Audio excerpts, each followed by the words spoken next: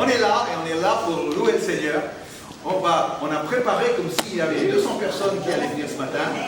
Moi, j'ai préparé un message pour 200 personnes. Donc, vous avez la valeur de 4 personnes, même plus, je pense, ce matin. Allez, Nicolas et Jean-Charles, chacun est important. Ah oui. Chacun est venu là pour louer Dieu. Alors, bien, on va donner l'occasion de louer Dieu. Ensemble, chantons car Dieu est là, mais Dieu n'a pas de masque, lui. Hein, il est saint, il n'est pas contaminé par le virus. Lui guérit et lui nous fortifie et nous vient nous visiter ce matin. Alors ensemble, chantons ce Dieu qui est là, ce Dieu d'amour. Dressons-lui un trône de reconnaissance. Dire merci Seigneur, nous te louons. Chantons car Dieu est là. Laissons des cris de joie. Laissons-lui un trône de reconnaissance. Et de louange.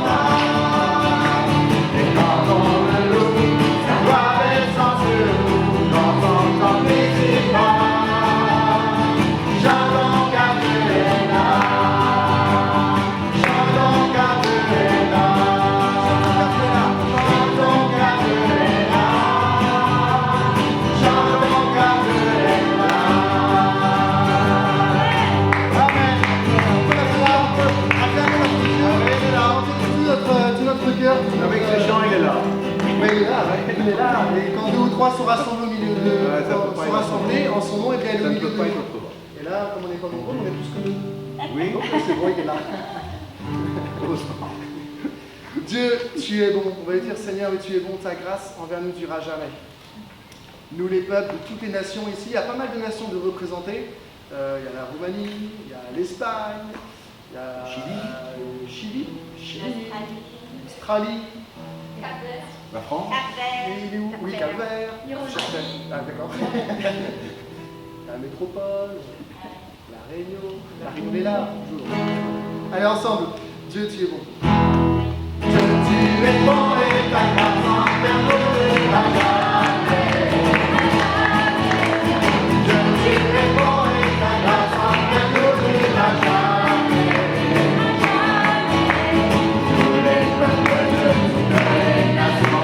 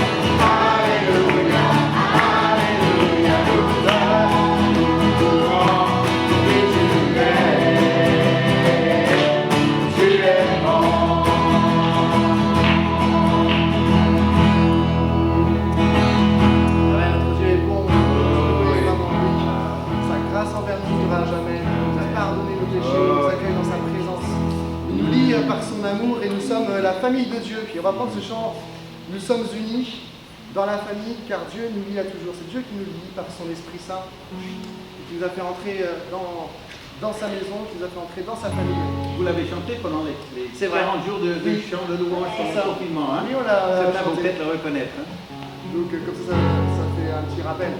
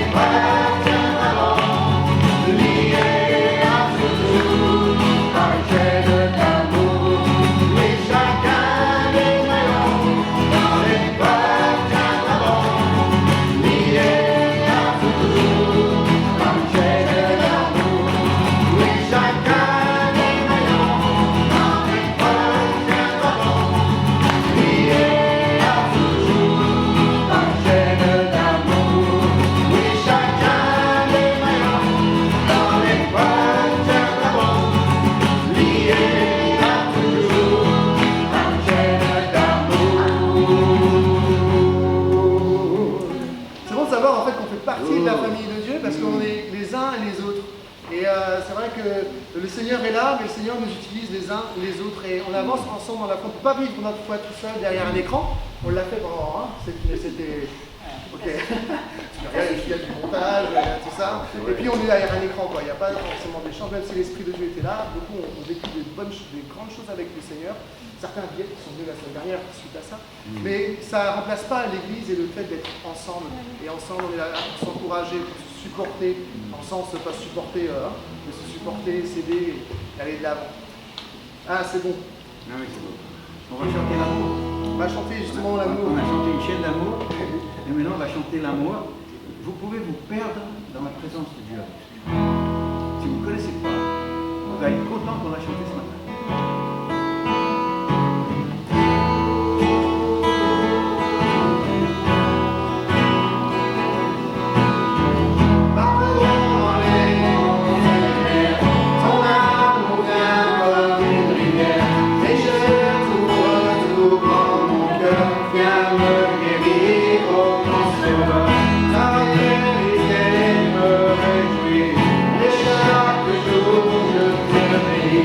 Je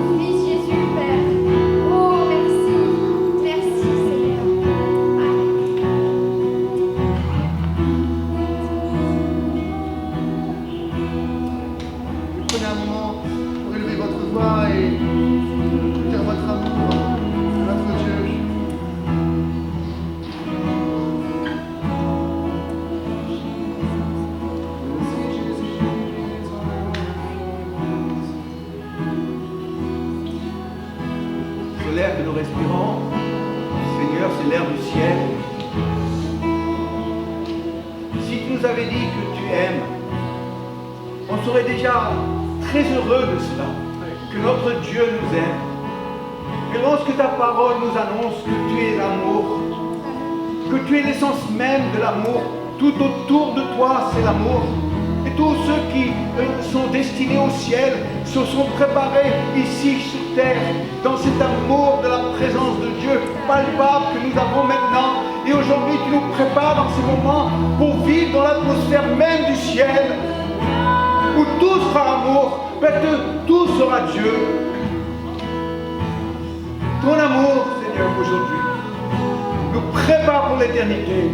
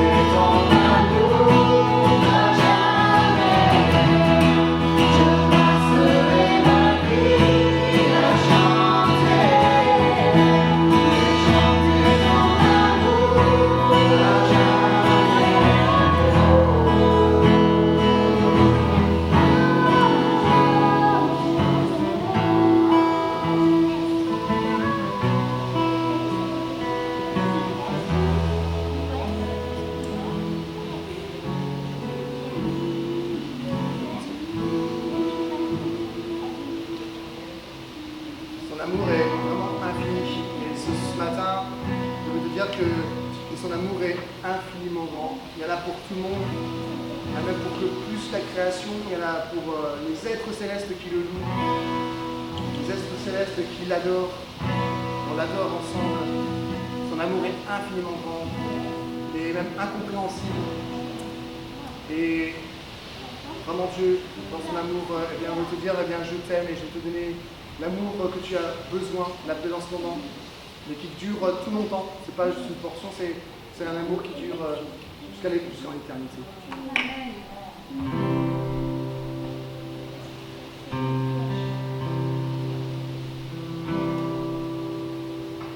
Quand je sens les astres que tu as créés, les océans, les mers, tout me révèle ta majesté. Alors mon âme veut s'écrier de tout mon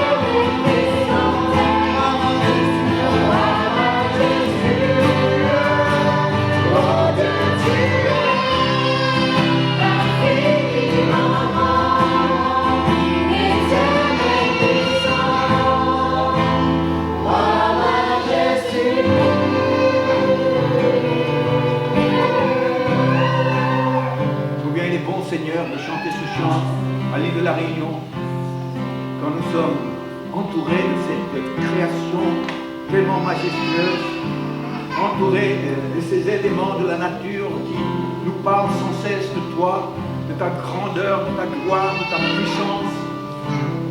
De penser qu'en un clin d'œil, tout cela, tu l'as créé. Oh, et nous sommes heureux de pouvoir encore aujourd'hui ensemble, à travers ce chant, reconnaître notre Créateur, le Créateur du monde. Oh, nous te honorons, notre Dieu, pour ton œuvre sur cette terre. Et la couronne, le couronnement de ta création, l'être humain, qui est fait pour communier avec son Dieu. Nous sommes heureux, Seigneur, de pouvoir te dire, tu es infiniment grand, tu es glorieux, tu es l'Éternel puissant, tu es le roi majestueux. Et aujourd'hui, ne nous fatiguons jamais de le dire et de le dire encore. Et c'est comme si dans un instant de ce chant, de ce louange, le ciel et la terre s'unissent dans un chant pour honorer celui autour duquel toute la création tourne. Nous honorons notre Dieu créateur ce matin.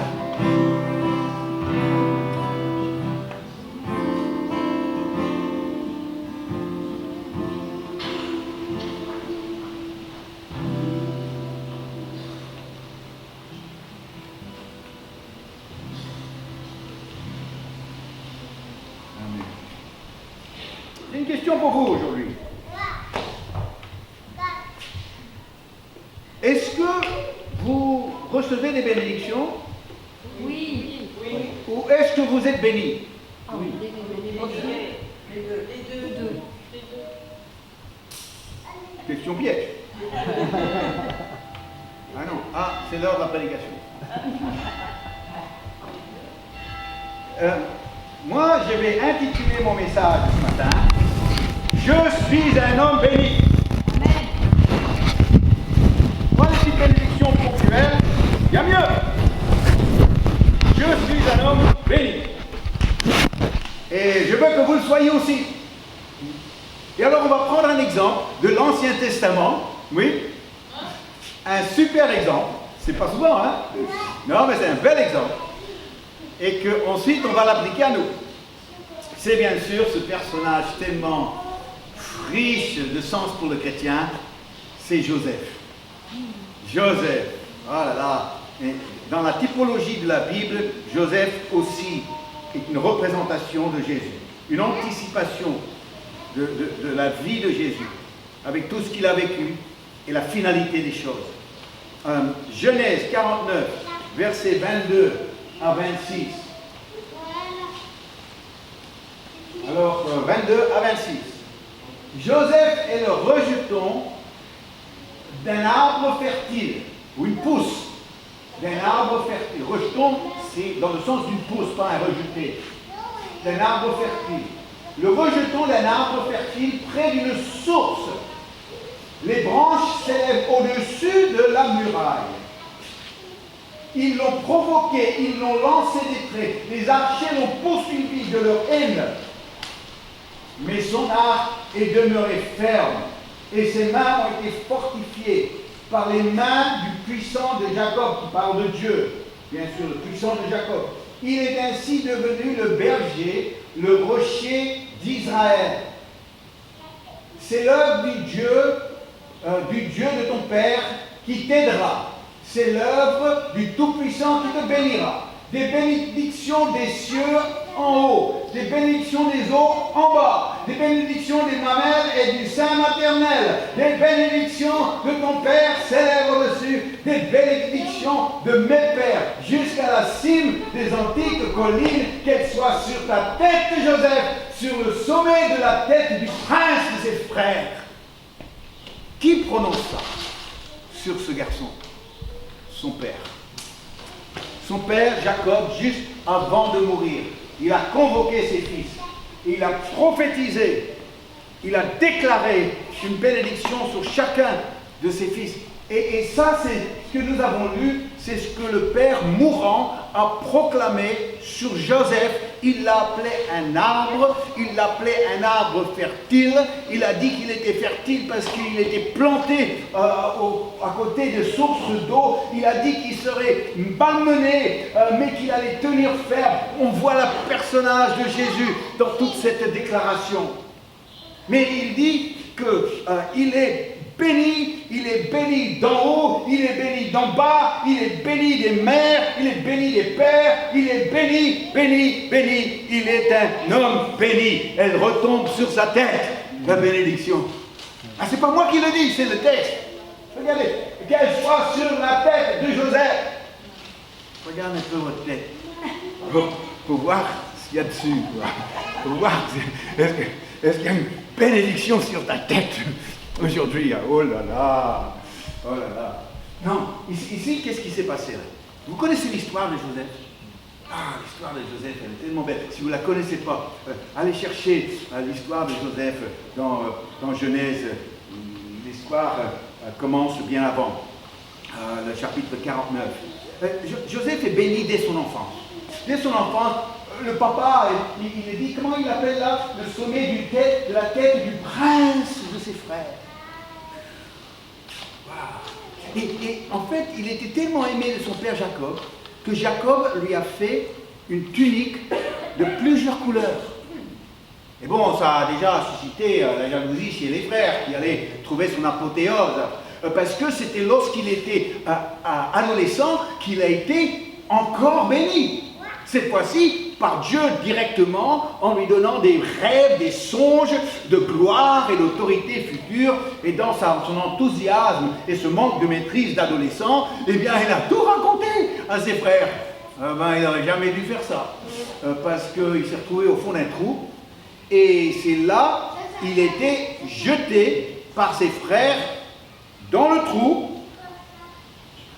Mais au fond du trou, il était toujours l'homme béni. Étonnant. On peut être au fond d'un trou et toujours être l'homme béni. Ensuite, il a été vendu à des marchands comme un esclave. Il se retrouve en Égypte, dans la maison de Potiphar. Et là, il est un esclave. Mais il est un esclave béni. Étonnant. Il est rejeté, mais il est béni. Il est au fond d'un trou, il est toujours béni. Il est un esclave béni. Et il est dit dans Genèse 39, est-ce que je t'avais donné ce verset, Denis? Genèse 39, verset 2, l'Éternel fut avec lui et la prospérité l'accompagna. Ça, c'était dans la maison de Potiphar. La bénédiction, la maison de Potiphar a été bénie parce que dans cette maison, il y avait un esclave, homme béni. Et tout se passait bien pour Potiphar. Verset 5. Dès que Potiphar l'eut établi sur sa maison et sur tout ce qu'il possédait, Dieu bénit la maison de l'Égyptien à cause de Joseph, et la bénédiction de l'Éternel fut tout sur tout ce qui lui appartenait. Oh là là, il a fait une bonne affaire, la Potiphar, en achetant Joseph. Qu'est-ce que vous en pensez? Et en plus, il l'a eu en solde. Alors là, on ne peut pas faire mieux. Là, il a vraiment gagné le gros lot avec cet esclave-là. Et alors, c'est l'histoire de Joseph. C'est l'histoire de Joseph qui va aussi nous aider à comprendre l'histoire de Jésus. C'est tout le paradoxe de Dieu. Joseph est un esclave béni. Ensuite, il est injustement jeté en prison. Vous savez pourquoi? Parce que la femme de Potiphar, elle n'était pas une très bonne personne. Elle a voulu séduire Joseph. Et lui, il n'a pas marché. Et il a refusé ça, parce qu'il voulait être intègre devant Dieu. Mais Madame Potiphar, elle qui était un peu séductrice, a été repoussée. Elle étant repoussée, eh bien, elle a voulu se venger contre Joseph. Et alors, par Potiphar, tout d'un coup, c'est sa femme qui dit, il a essayé de me violer, et puis je l'ai repoussé. Donc elle a complètement menti. Et donc, Potiphar n'avait que la possibilité de le jeter en prison. Et alors, cet homme qui était rejeté par ses frères, mais il était béni, il est au fond du trou, toujours béni, il est un esclave dans la maison de Potiphar, il est béni, et maintenant, eh bien, il est en prison, il est toujours béni. Incroyable. Incroyable la bénédiction de Dieu sur cet homme Joseph. Ce qui s'est passé, là, dans la vie de Joseph, nous interroge par rapport à la logique humaine et la logique de Dieu. La logique humaine dirait, si Dieu bénit quelqu'un, comme Joseph, eh bien, Dieu le libérerait de la prison, il le ferait sortir de l'esclavage d'Égypte, il le ramènerait dans son pays, et là, il serait béni. C'est ça notre logique, hein? Ça veut dire que si Dieu bénit Joseph, eh bien, tout le mal qui lui est arrivé serait neutralisé, et maintenant, tout sera restauré, et maintenant, il serait un homme béni. Sauf que, ça, c'est pas la logique de Dieu. Parce que le plan de Dieu, c'était pas de l'avoir dans son pays tout bien, encore une fois. Non, il voulait quelqu'un qu'il pouvait utiliser, qui voulait, des milliers d'années avant la venue de Jésus, voulait montrer tout ce qui allait se passer, même pour Jésus. Et alors, qu'est-ce qui s'est passé? Eh bien, il a dû porter cette bénédiction sur sa tête à travers toutes ces expériences négatives, difficiles, pénibles, pour à la fin être propulsé vers la deuxième place du pays.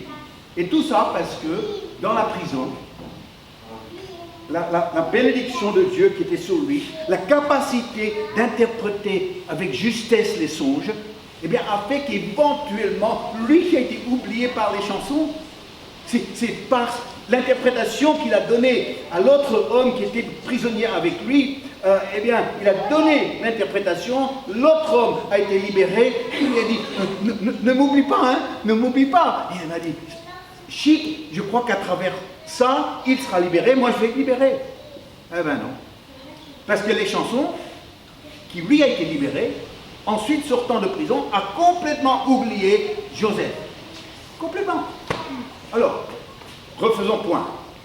Il est rejeté, est béni. Au fond d'un trou, est béni. Esclave, toujours béni. Prisonnier, béni. Et maintenant oublié, béni.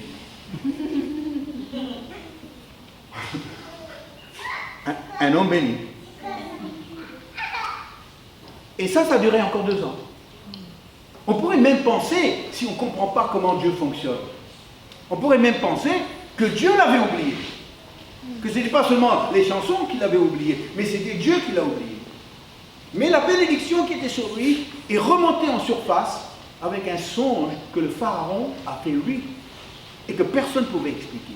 Mais parce que la bénédiction continuait à reposer sur sa tête, eh bien à partir de ce moment-là, il pouvait non seulement sortir de prison, mais il a été propulsé à la tête du pays.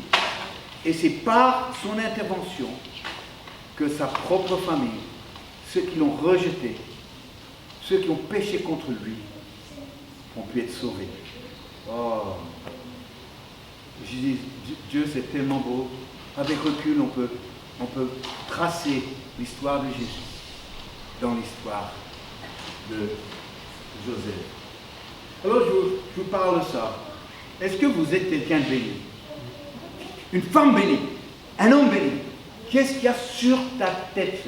Parce que, vous savez, le chrétien, il demande les bénédictions. Seigneur, s'il te plaît, bénis ceci, bénis cela, bénis-moi. Mais sommes-nous bénis? Et souvent, dans mon expérience à moi, quand je parle avec les gens, les chrétiens, ils ont l'impression de ne pas être bénis. Souvent ça. Et pourquoi? Eh bien parce qu'ils se comparent à d'autres, qui sont plus bénis qu'eux. Et ça, c'est une des tactiques du diable, pour te décourager, pour que tu aies l'impression de ne pas être béni, parce qu'il y a un autre à côté de toi qui semble plus béni que toi. Est-ce que vous savez de quoi je parle? Oui. Non? Oui. Et tout ce que tu as besoin de faire, c'est de commencer à dire, mais comment ça se fait? Lui, il a ça, et moi je suis quand même plus engagé, puis plus sérieux, et puis lui, il a ça, et moi j'ai ça. Lui, il roule en Mercedes, et moi je roule en Renault. Non mais, j'étais, moi, devant ça, cette réalité, parce que les pasteurs, parfois, ils ne se sont pas bénis, parce qu'il y en a un autre à côté qui est plus béni que lui. Ça c'est maladif chez les pasteurs, hein, je peux vous dire. Et moi j'étais à Paris, et puis il y avait un pasteur qui est venu d'Australie en visite. J'ai fait sa connaissance, on est allé déjeuner ensemble, et quand deux pasteurs se rencontrent, qu'est-ce qu'ils parlent de quoi? Ben, ils parlent d'église. C'est comme ça. Et là, il m'a posé une question, il m'a dit, t'as combien de membres dans ton église? Alors notre église, c'était une église naissante, une jeune communauté. Et donc il me pose la question. Alors moi, je l'ai regardé droit dans les yeux, et j'ai dit 45. Il venait me dire que lui, dans son église à Perth, ils avaient 1800 personnes. 1800 personnes. Et m'ayant annoncé ça, sans être cocorico, mais m'ayant annoncé ça, eh bien, il me pose la question, et toi, tu as combien de membres dans ton église? Alors moi j'ai 45. Mais attention, 45 Français, ça vaut 1800 Australiens. Et toi, les 45 Français, tu les as pas. Moi, je les ai. J'ai repris le dessus. Tu vois, c'était... Bon, il n'était pas méchant dans ce qu'il disait, mais quelque part, j'aurais pu être mal, j'aurais pu dire, mais c'est vrai, moi 45, c'est rien du tout à côté de 1800. Moi, je ne vais pas être comme ça. Je ne vais pas laisser le diable me décourager, me donner l'impression que je ne suis pas béni, me l'impression que Dieu ne fait rien pour moi, que j'étais à la traîne le jour où la bénédiction a été distribuée, que j'ai été abonné absent. Non. Non. Ah non, moi je suis béni, moi. Montre-moi tes 45 Français. Ah, tu les as pas, hein? Moi je suis béni. Moi je les ai. C'est cette question de est-ce qu'on demande, Seigneur, s'il te plaît, bénis-moi. Moi j'ai prié ça pendant des années. Seigneur, bénis mon ministère. Bénis notre église. Seigneur, bénis notre église. Seigneur, bénis mon ministère. Je ne prie plus comme ça, moi. Je ne prie plus comme ça. Quand j'entends quelqu'un qui bénit Seigneur, bénis ceci, bénis cela, bénis ça. Priez comme une machine. Non, moi je vous dis, quand tu as la bénédiction sur ta tête, quand elle est sur ta tête, peu importe si tu es dans un trou, peu importe si tu es un esclave, peu importe si tu es oublié, tu es un homme béni. Amen. Alors, ce que je vais faire, c'est que je vais vous dire pourquoi je peux l'affirmer. Je vais vous dire pourquoi je peux l'affirmer. Que je suis un homme béni. Parce que la Bible me donne des critères pour la bénédiction. Et si je remplis ces critères, alors là, je peux vraiment vous dire, je suis un homme béni. Alors, je vous donne 5 critères. On va les regarder très vite. Je ne vais pas passer beaucoup de temps avec les 5 critères. Le premier se trouve dans Éphésiens 1, verset 3. Et on projette, voilà encore le fruit du travail de Denise hier soir tard. Éphésiens 1, 3. Béni soit le Dieu et Père de notre Seigneur Jésus-Christ, qui nous a bénis de toute bénédiction spirituelle. Dites toutes. Toutes. C'est marrant, hein? Toutes. Toutes. Combien? Tout à quoi? Qui nous a bénis de toute bénédiction spirituelle dans les lieux célestes. Alors, si je suis en Christ, ça c'est la condition là. Si je suis en Christ, alors là je suis béni. Si je suis en Christ. Mais si je ne suis pas en Christ, la bénédiction spirituelle, la toute bénédiction spirituelle, elle n'est pas sur moi. Alors, question, est-ce que tu es en Christ aujourd'hui? Est-ce que tu es en Christ aujourd'hui? Parce que si tu es en Christ aujourd'hui, si tu peux l'affirmer, et regardez, qui nous a bénis, c'est dans le passé, qui nous a bénis de toute bénédiction spirituelle. Moi j'ai sur ma tête, parce que je suis en Christ, toute bénédiction spirituelle. Quelqu'un m'a demandé ce matin si j'étais en forme. Comment ne pas être en forme avec toute bénédiction spirituelle sur ma tête? Pas possible. Ça c'est la première chose. Et si tu n'es pas en Christ aujourd'hui, eh bien, aujourd'hui décide-toi. Tu ne peux pas prendre ce chemin-là, et ce chemin-là, et ce chemin-là. Non, il faut choisir le chemin. Et Jésus est le chemin. Il n'est pas un des chemins. Et c'est celui-là que tu dois prendre. Si tu n'as pas pris ce chemin de Christ, prends-le ce matin. Ne laisse pas encore une journée passer de ta vie sans avoir pris ce chemin de Christ. La deuxième condition pour être béni se trouve dans Jean 20, 29. Jean 20, 29. Alors, c'est Jésus qui parle. Parce que tu m'as vu, tu as cru. Heureux ceux qui n'ont pas vu et qui ont cru. Alors, le mot heureux, traduit dans nos versions françaises, c'est en fait le mot grec béni. Et quand vous voyez heureux, parce que dans les béatitudes, c'est heureux celui, heureux celui, heureux celui, heureux celui. Mais chaque fois, c'est béni et celui, béni et celui, béni et celui.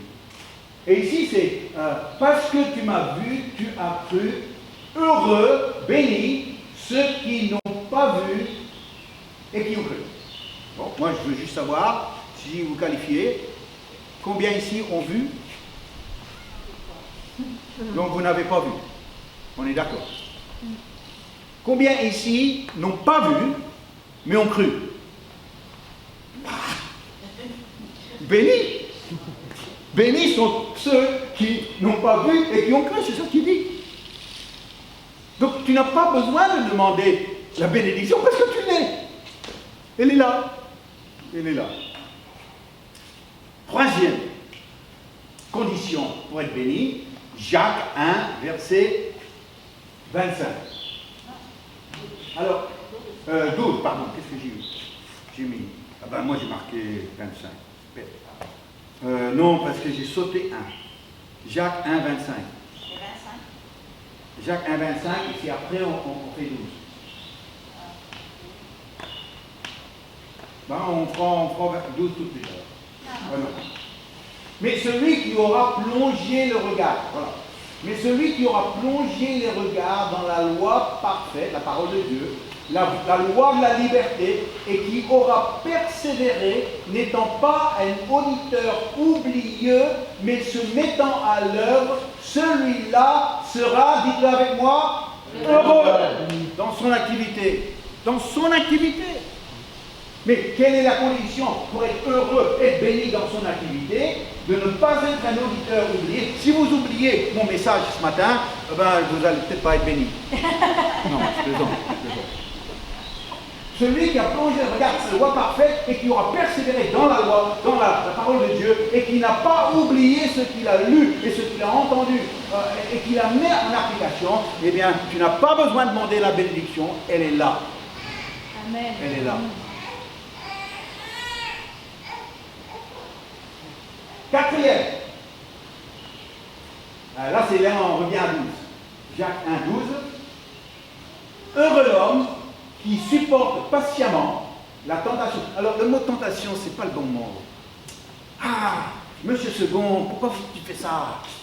Le mot, c'est épreuve. Le mot, c'est épreuve. C'est une notion de tentation, donne l'impression, tu vois, bien. Non, c'est pas ça. C'est l'épreuve. C'est l'épreuve. Heureux l'homme qui supporte patiemment l'épreuve. Vous connaissez les épreuves, vous? Ouais. Vous en avez connu? Ouais. Regardez ce qu'il faut faire. Car après avoir été éprouvé, il recevra la couronne de vie que le Seigneur a promise à ceux qui l'aiment. Heureux l'homme. Heureux l'homme qui supporte patiemment la tentation, l'épreuve. Ça veut dire que si j'ai traversé une épreuve et que je réagis en disant que eh bien, je l'ai supporté patiemment, la bénédiction repose sur toi. Eh oui. Ah ben, il y a 25 ans de ça, quand on commençait les églises à Paris, les communautés à Paris, ah ben, il y avait quelqu'un qui voulait vraiment m'embêter et qui a monté tout un truc complètement fou. Et il est allé aux journalistes et les journalistes m'ont vraiment embêté et ça a duré des mois. Un article tordu a fait pondre un autre article pondu et un autre, et puis j'ai fait un peu la France, tu vois. Commençant par Parisien, ensuite je suis allé dans le Dauphiné, et puis après je suis allé Ouest France, et puis des journaux locaux, et je suis passé à la télé, tout ça. Et ils m'embêtaient, pourquoi? Parce que je priais pour les gens qui étaient malades. Ah ouais, eh ben oui, la France. Je priais pour les gens qui étaient malades, sans dire il y aura des miracles, sans faire des grandes déclarations. Je priais simplement pour les gens qui étaient malades. Et alors, on m'a fait tout un ramdam par rapport à ça. Quelqu'un m'a traîné devant les renseignements généraux en disant pratique illégale de la médecine. J'ai dit, je prie pour les malades. Je ne pratique pas la médecine. Et alors, j'ai dû me présenter devant les renseignements généraux, et puis le monsieur est quand même un policier intelligent, et il m'a dit, bon, monsieur le pasteur, on est embêté de devoir gérer ça, qu'est-ce que vous en dites? Et je dis, moi je suis très étonné qu'on m'embête avec ça, dans un pays où il y a des centaines de milliers de pèlerins tous les ans qui vont à Lourdes pour recevoir la prière pour la guérison. Et vous m'embêtez parce que je prie pour quelques personnes malades ici, dans la région. Le policier il m'a regardé, il m'a dit on va simplement mettre dans le rapport que le monsieur qui a porté plainte n'a pas compris votre mission. Allez, affaire classée. Et moi, ça a duré des mois cette histoire. Et qu'est-ce que j'ai dû faire moi? Je n'avais pas mérité qu'on m'embête à ce point-là. Mais heureux l'homme qui supporte patiemment l'épreuve. Donc je traverse. Je traverse et au bout, la bénédiction est sur ma tête et sur ma vie. Je n'ai pas besoin de demander d'être béni parce que je sais que je le suis. Ça change l'approche à la vie. On n'est plus là en train de mendier, on n'est plus là en train de dire Seigneur, s'il te plaît, qu'est-ce que je dois faire pour te convaincre de me bénir? Parce que parfois, ça devient ça. On est convaincu qu'on n'est pas béni, et puis notre prière, ce n'est pas des reconnaissances de ce que Dieu a fait, c'est toujours quelque part une plainte de ce qu'il n'a pas encore fait. Dernier verset. C'est le psaume 133, versets 1 à 3, qu'on connaît bien, parce qu'il est souvent cité par rapport à l'unité. Voici, oh, qu'il est agréable, qu'il est doux pour des frères de demeurer ensemble. C'est comme l'huile précieuse qui, répandue sur la tête, descend sur la barbe, sur la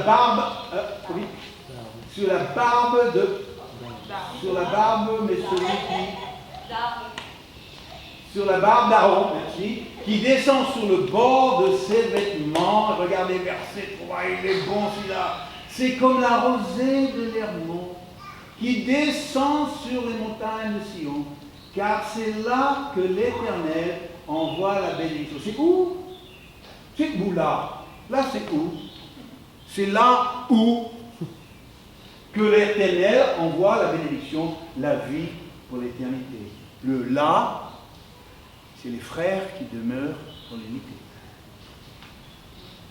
À Espace Foi sans frontières, nous n'habitons pas tous ensemble. Et tout le monde dit, heureusement.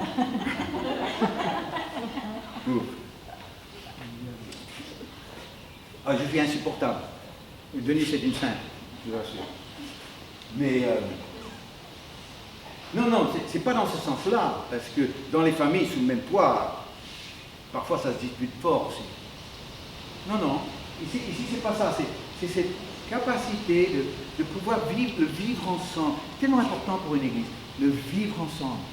Ça veut dire qu'on peut prendre des gens différents, des gens qui n'ont pas été formatés d'une certaine façon, des gens qui viennent de différents milieux, des gens qui viennent de différentes expériences, des gens qui viennent avec des convictions qui ne sont pas forcément toujours les mêmes, des gens qui ont une façon de s'exprimer qui est peut-être un peu différente, et qu'on peut rassembler tout ça. Et quelque part, les cœurs se rejoignent, les cœurs se retrouvent, et il y a une notion de respect, d'accueil de l'autre, qui fait que, on peut vivre avec quelqu'un qui n'est pas comme nous. J'aurais cru, j'aurais entendu un amen. Merci. Non mais c'est ça, de dire que l'Église, notre vie d'Église, c'est pas une institution, notre vie d'Église. Notre vie d'Église, c'est une habitation. Nous habitons ensemble spirituellement. Et des hommes et des femmes très différents des uns des autres, nous habitons ensemble. Et c'est pour ça que ici, vous n'allez pas être formatés. Comme dans certains milieux, où pour être membre, boum, il faut être formaté. Et si tu n'es pas formaté, eh bien, tu ne peux pas participer. Parce que c'est l'uniformité qui compte. Mais ici, ce n'est pas l'uniformité, c'est l'unité. Et l'unité se fait dans la variété, dans la diversité. Et ça, c'est un principe fondamental à Espace Foi sans frontières. On en parlait aussi hier avec les pasteurs. Alors, Joseph, il était toujours un homme béni. L'histoire de Joseph, elle est belle. Parce que Jésus aussi, c'était toujours le Fils de Dieu. Il est devenu le Fils de l'homme, il était devenu celui qui a été rejeté par ses frères, il est devenu celui qu'on a jeté dans un trou, il est devenu celui qui a été vendu comme un esclave, et celui qui a été prisonnier. Tout ce que Joseph a vécu, c'était pour préfigurer ce que Jésus avait vécu. Mais dans chaque étape, Jésus restait le Fils de Dieu, il restait le Fils de son Père céleste. À tout moment, le Père regardait, veillait sur son Fils. Oui, aujourd'hui je suis bien. Je suis bien parce que je suis bien dans ma peau, parce que je sais que je suis un homme béni. Cette affaire, cette question, elle est réglée pour moi. Elle est réglée. J'espère qu'elle est réglée pour toi. Pourquoi? Parce que je mets ma confiance dans ces 5 versets que je vous ai partagés. Et ces 5 versets que j'ai partagés avec vous me garantissent le fait que la bénédiction de Dieu repose sur ma tête. Peut-être que tu vas poser la question, mais concrètement, Vincent, comment est-ce que ça se voit? Parce que tu n'es pas le pasteur de la plus grande église, j'ai jamais vu. Mais alors, comment est-ce que ça se voit? Je vais vous donner un exemple. Depuis le début, moi, j'ai toujours les plus belles salles. Incroyable. J'ai toujours les plus belles salles. Sans avoir de l'argent, c'est pas comme si je les achète. L'église en Australie, vous devez voir le bijou qu'ils ont aujourd'hui. C'est moi qui l'ai acheté. Une fonderie qu'on a transformée, certains ont vu la petite vidéo qui ont été faites. Et bien moi je voyais cette fonderie de mon petit bureau dans une vieille baraque qu'on utilisait pour commencer l'église. Et je voyais cette fonderie et quand j'ai appris qu'elle a fait faillite, je me suis renseigné et je me suis acheté une fonderie pour une bouchée de pain. Et puis on a commencé à transformer cette fonderie. Et les pasteurs qui m'ont succédé ont fait un super travail. Et puis aujourd'hui, la fonderie, connue dans toute la ville, réunissant des centaines et des centaines de personnes, c'est Dieu qui m'a béni. Et quand on est arrivé en France, on est monté sur Paris, et on est monté dans la région d'Évry. Et là, je me suis battu pour quelques années pour avoir la possibilité d'acheter une salle. Et pareil, on a acheté une superbe salle, un bijou, plein centre d'Évry, qui vaut des millions d'euros aujourd'hui. Je l'ai eu pas cher. J'ai dû me battre pour avoir un changement d'autorisation pour cette salle. Mais aujourd'hui, vous allez là. J'en ai pas acheté un, j'en ai acheté un autre de l'autre côté, qu'ensuite la mairie nous l'a acheté, notre local. Donc la mairie devenait notre client. C'est plutôt bon, bien parti pour les relations avec la mairie. Et voilà que quand on est descendu sur Paris, l'esprit, et on voulait être dans les bons quartiers. On voulait toucher les étudiants, on voulait toucher les gens que normalement les églises ne touchent pas. Et alors on a dit 5e arrondissement. 5e arrondissement. Pour ceux qui connaissent Paris, 5e arrondissement, rue Saint-Jacques, c'est les grandes écoles, c'est Sorbonne, c'est les quartiers latins. Et je regarde, faut une salle. C'était en 96. Et je regarde les différentes salles, possibilités de louer, et je vois une salle qui faisait partie de l'école des mines. Et j'ai dit, curieux ça. Alors, je suis allé voir, il y avait un numéro, j'ai appelé, je suis tombé sur quelqu'un qui m'a montré une salle magnifique. 200 personnes, pour 200 personnes, plein 5e, pour presque rien. J'en revenais pas. Combien vous voulez? Ah ben, vous savez, je suis un petit pasteur, j'ai pas beaucoup de monde, donc on va faire ce qu'on peut, mais ah ben écoutez, monsieur le pasteur, on vous laisse la salle pour ce prix-là. Ah bon? Cette salle, elle est toujours en service pour l'église à Paris aujourd'hui. Depuis 96 jusqu'à l'an 2020, ça fait combien d'années? 24 ans plus tard, elle sert toujours pour le royaume de Dieu. Tous les dimanches matins, cette salle était réservée pour nous. Et on a vu beaucoup de gens qui se sont convertis dans cette salle, dont une, c'était Chantal. Une, c'était Chantal. 99. On est arrivé à l'île de la Réunion, et là, on a commencé à chercher. Aucune salle dans l'ouest, et puis on avait, je ne sais pas, tapé à toutes les portes, et c'était la dernière possibilité que j'avais. Et chaque fois quand ils apprenaient que c'était pour un culte, c'était non. C'est du religieux? Non. C'est pour un pasteur? Non. Partout c'était non. Il n'y avait plus qu'une dernière adresse. J'ai appelé. Et j'ai dit, monsieur, je ne vais pas me déplacer si vous allez me donner un nom, tout de suite. Alors je vais vous dire pourquoi. J'ai dit, je suis pasteur. Je cherche un endroit où le dimanche matin, je peux conduire des offices pour d'autres communautés. Est-ce qu'éventuellement ça pourrait marcher chez vous? Et il me dit, oui, j'arrive. Et c'était là, le fameux Jasmin. C'était là pour 1 an. Après, on est monté dans l'ouest. On a trouvé une petite salle qui nous a bien servi à l'époque. Mais il nous fallait sortir de là. Et on avait frappé une nouvelle fois à toutes les portes. Et il n'y avait plus rien. Tout était beaucoup trop cher dans l'ouest. C'est le coin de l'île le plus cher, n'est-ce pas? Alors, on était à 3 semaines d'être à la rue. Et j'ai annoncé un dimanche matin tous les échecs qu'on avait connus, les portes fermées de nouveau. Et alors j'ai dit, bon voilà, je vous tiens au courant, on a besoin d'un miracle de Dieu. Et ce jour-là, il y avait Eric Antoine qui était dans la salle et qui m'a dit, bah tu sais Vincent, je connais bien l'évêque, est-ce que tu veux que je lui en parle? Il a peut-être quelque chose à te proposer. Je dis, bah écoute, j'ai frappé à toutes les portes sauf celle-là.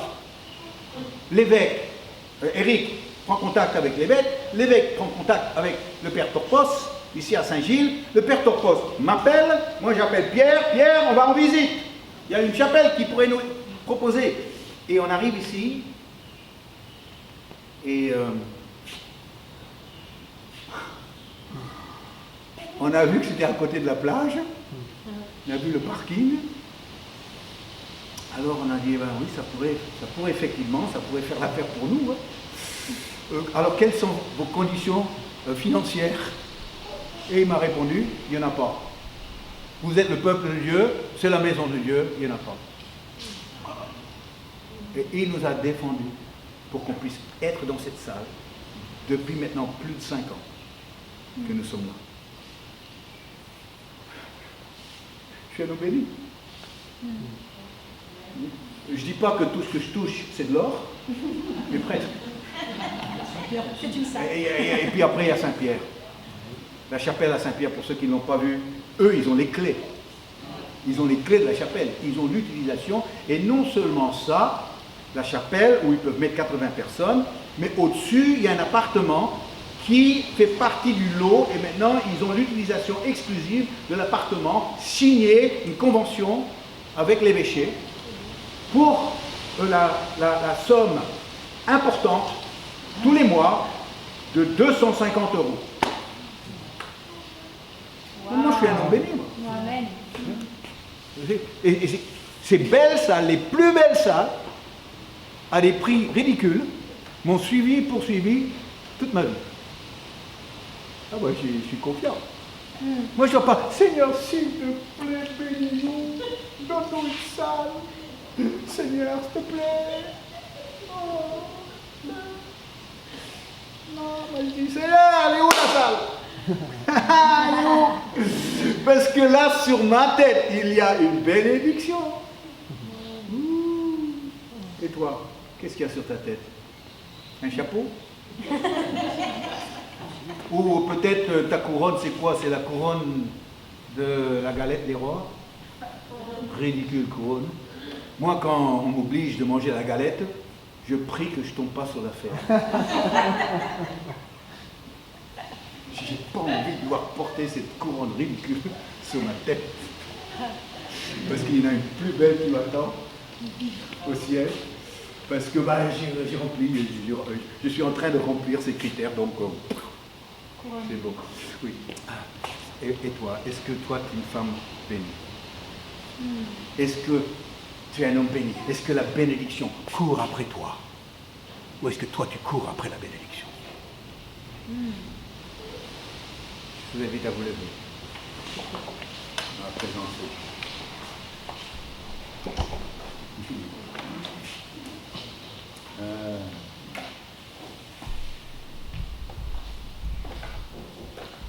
Oui, sur Jésus, je peux m'appuyer. Je peux m'appuyer sur Jésus, puisant plus de force qu'on ne peut rêver.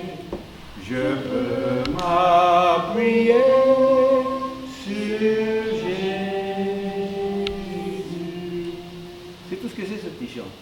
Et on peut vraiment dire, Seigneur, maintenant, je vais m'appuyer sur toi et sur tes promesses.